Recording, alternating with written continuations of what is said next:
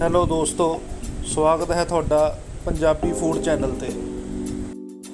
ਅੱਜ ਤੁਹਾਨੂੰ ਅਸੀਂ ਦੱਸਾਂਗੇ ਲਸੂੜੇ ਦਾ ਅਚਾਰ ਬਣਾਉਣ ਦੀ ਵਿਧੀ ਅਤੇ ਸਾਡੇ ਚੈਨਲ ਨੂੰ ਸਬਸਕ੍ਰਾਈਬ ਕਰਨਾ ਨਾ ਭੁੱਲਣਾ ਜੀ। ਦੋਸਤੋ, ਇਸ ਵਿੱਚ ਸਿਰਫ ਮੈਂ ਮੇਨ ਚੀਜ਼ਾਂ ਦੱਸਾਂਗਾ, ਬਾਕੀ ਤੁਹਾਨੂੰ ਵੀਡੀਓ ਦੇਖ ਕੇ ਸਾਰੀ ਸਮਝ ਆ ਜਾਣੀ ਹੈ। ਇਸ ਲਈ ਵੀਡੀਓ ਦੇਖੋ ਅਤੇ ਸਿੱਖੋ ਲਸੂੜੇ ਦਾ ਅਚਾਰ ਕਿਵੇਂ ਬਣਾਇਆ ਜਾਂਦਾ ਹੈ।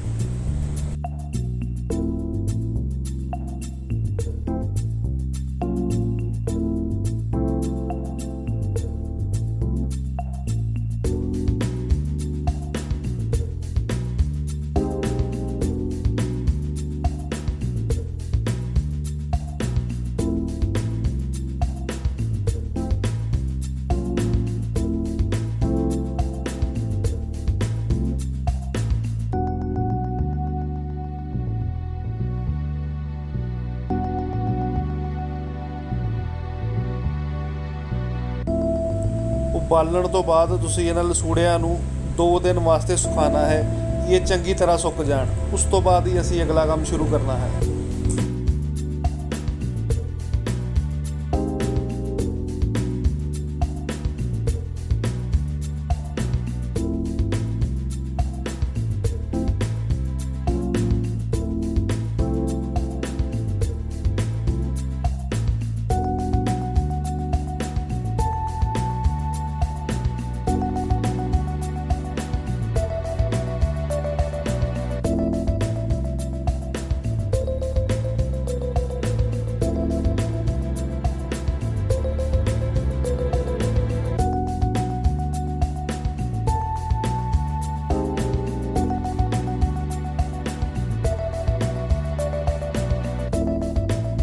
ਹਲਦੀ ਅਤੇ ਨਮਕ ਮਿਲਾਉਣ ਤੋਂ ਬਾਅਦ ਇਸ ਨੂੰ ਫਿਰ 1 ਦਿਨ ਦੇ ਲਈ ਇੱਦਾਂ ਹੀ ਬੰਦ ਰਹਿਣ ਦੇਣਾ ਹੈ।